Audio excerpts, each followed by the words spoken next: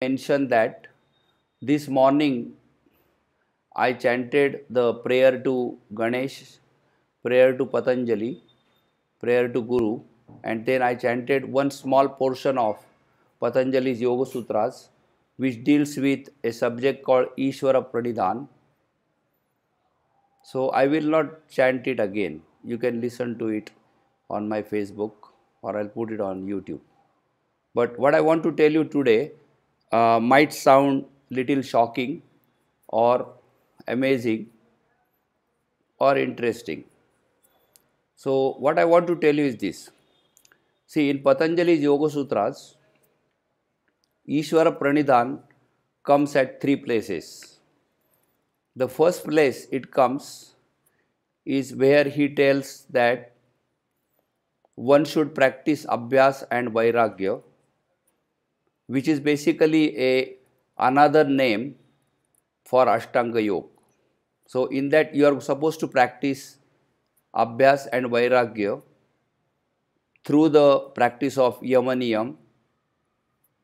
If you are already advanced, you can practice Abhyas and Vairagya at the level of meditation or even beyond meditation, which is called Pratiprasav. That means you are trying to merge the gunas into the root Prakriti, where your physical body will disappear into the Mula Prakriti. So, in the Patanjali system, the entire goal of Patanjali system is Samadhi and Kaivalya and not social welfare at all.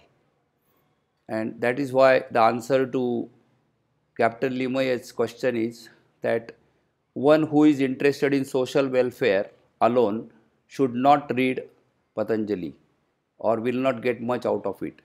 You can get something out of it, but it is not the purpose. If you want to get social welfare, you should try to apply better means of social welfare rather than Patanjali's Yoga Sutras. Patanjali's Yoga Sutras are meant for a particular individual obtain samadhi and then later kaivalya, which means the person will be out of society. Now, in Patanjali system, he has given the Ashtanga Yoga, which is a lower level Abhyas and Vairagya, and then higher level Abhyas and Vairagya is in terms of meditative practices, which are given in the Vibhuti path beginning. Now, he says that this practice is not easy. It is meant for only very intense practitioner called Tivra Samveg. So he says Tivra Samveganam Asannaha. Now, everybody knows that this practice is difficult, and that is why all the people are involved in the asana practice, which leads to beautiful body or healthy body. Now, he says that those people who cannot practice this way, there is another method called Ishvara Pranidhan. So he defines Ishvara and he also defines Pranidhan. So he has defined Ishvara as one particular personality or a soul who doesn't have anything to do with karma. That means he never creates karma and never gets affected by karmashaya, and he doesn't get born or dead. He is always in a constant state of knowledge, omnipotence, omniscience, and omnipresent. And that the Ishvara Pranidhan, which is given in the Patanjali, is called repetition of Om. Tat japas tadartha bhavanam. That is the meaning of Ishvara Pranidhan in the Patanjali at the first stage.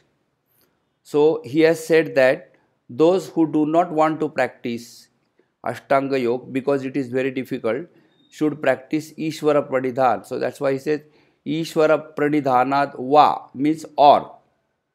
So that means you should either practice Ashtanga Yoga or Ishvara Pranidhan, and that will give you everything. Now, in the second place, he includes Ishvara Pranidhan as a part of Niyamas. So he says Niyamas are Shaucha Santosha Tapaswadhyaya Ishvara Pranidhanani Niyamaha. So, according to me, if Ishwar Pranidhan is an alternative to Ashtanga Yoga, there is no need to include Ishwar Pranidhan in the Niyamas, which is a part of the Ashtanga Yoga. Now, I am not saying that one should not practice Ishwar Pranidhan as a part of when they are practicing Ashtanga Yoga. Similar to if I am practicing Ashtanga Yoga, I can have chai or coffee. But chai and coffee is not good for health. Everybody knows that. It's a drink. It's an exciting drink. So, anything can be done along with Ashtanga Yoga, but Ishwar Pranidhan is an alternative to Ashtanga Yoga according to his first statement. So, it should not be included in the Ashtanga Yoga because it's an alternative. This is an interesting observation. In the Ashtanga Yoga, when he explains the Niyamas, he also says what happens when you do Ashtanga Yoga, Ishwar Pranidhan. He says, Samadhi Siddhir Ishwara Pranidhana. That means the Samadhi Siddhi takes place due to Ishwar Pranidhan. So if Samadhi Siddhi takes place Ishwar Pranidhan, then only Ishwar Pranidhan is required and nothing else is required. Because I don't care whether my body is clean or my asana is sthira or druda or anything like that, or my shwas is becoming better or not. If Ishwar Pranidhan is going to give me Samadhi state, I will directly go there. For example, if somebody is giving me the Samadhi state for $5, and if I have $5 in my pocket, I'll immediately pay it and get the Samadhi state. I don't need to do any other yoga class, etc.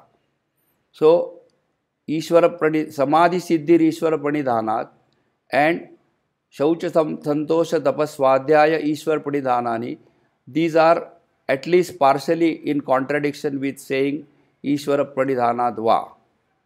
Now, the third place where he mentions Ishwar Pranidhan is when he defines Kriya Yoga in the very first sutra of the second chapter. Tapaswadhyaya Ishwara Pranidhanani Kriya Yogaha. So, here now he is including the Ishwar Pranidhan as a part of Kriya Yoga. So, he is introducing the Ashtanga Yoga, and in the first chapter he is telling the Samadhi Yoga.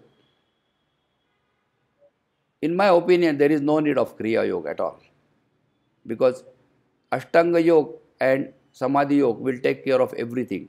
The lower level people, higher level people and middle level people. Kriya Yoga is not required in between at all. Anyway, in the Kriya Yoga, he says Tapaswadhyaya Ishwara Pranidhanani Kriya Yogaha. Then he says Samadhi Bhavanartha Kleshatanu Karanarthascha. So he says that by doing Ishwar Pranidhan as a part of Kriya Yoga, Samadhi Bhavana will happen. Samadhi Bhavanartha Kleshatanu Karanarthascha. That means kleshas will become less. So kleshas becoming less is a very beginning level yoga practice, because unless kleshas are becoming less, you can't even progress in the yoga practice. And only klesha which is important is avidya, in my opinion, because avidya kshetramuttaresham prasupta tanu vicchinno dharanam. That means avidya is the mother of all the other kleshas. So if you focus on avidya, all the problems will be solved as far as kleshas is concerned. But we are not talking about kleshas here. What I want to tell you is that avidya is the klesha and klesha tanu karanarthascha. So avidya can be reduced by various means. Kriya Yoga is not required for that. So already it's included in the Ashtanga Yoga. So Ishwara Pranidhan as a part of Kriya Yoga is unnecessary, as well as Kriya Yoga itself is unnecessary, in my opinion. But this is only a thought which you can ponder upon. Now, what I want to tell you is this, which is very interesting, that Samadhi state and liberation cannot be tested by a person who is not in that state. It is exactly same as a person who is not sleeping cannot do a research on sleep at all. If you want to do a research on the real sleep, you have to go into a sleep state. Otherwise, you cannot observe the sleep state. So, if you go into sleep state, you cannot do any research at all. So, therefore, a research on sleep is impossible. No matter what you do, you can only know what are the effects of sleep, like what current is flowing, what is the breathing rate, but you cannot do any research on the sleep as such unless you go in sleep, and once you go in sleep you cannot do any research. So sleeping and research are contradictory. So no research should be done on sleep according to me. Anyway, sleep on samadhi state, no research can be done, because unless you go into samadhi state, you cannot do a research on sleep. And kaivalya is out of question. Kaivalya means a person is liberated. So a person who is liberated, you cannot see him. Like your parents are dead now, you cannot see where they are. So whether they are liberated or not, it's impossible to see. If they are liberated, then it's totally impossible to see. At least you know that they are dead. Now, what I want to say is that Patanjali's goal is Kaivalya and Samadhi. Patanjali means classical yoga system. I am not talking about a person, Patanjali. Now, you will find that it is impossible to taste it. So, the only way you can know about somebody has got Samadhi state is from his behavior. That means a person who is behaving in a certain way, you can assume that this person probably got Samadhi state, such as the person is always without any sorrows, or he is well balanced, or no matter what happens, his peace of mind is not lost, or he is, when in his presence other people are becoming happy, etc., etc. So, if you meet such a person, you can only deduct that he has reached Samadhi state. So, what I want to tell you is that other method to know Samadhi state is only belief. That means you believe that Jnaneshwar has reached Samadhi state. You cannot verify it like using some RT-PCR test. So you have to believe that Shirdi Sai Baba is constantly in Samadhi state, in Turiya Avastha. That's why he is able to be at various places. And so the Samadhi state deduction or Samadhi state belief is the only way to know Samadhi state. So now what I want to tell you is that all the people you will find, those who you believe or deduct that they are in Samadhi state, you will find that each and every of them has done Ishwar Pranidhan.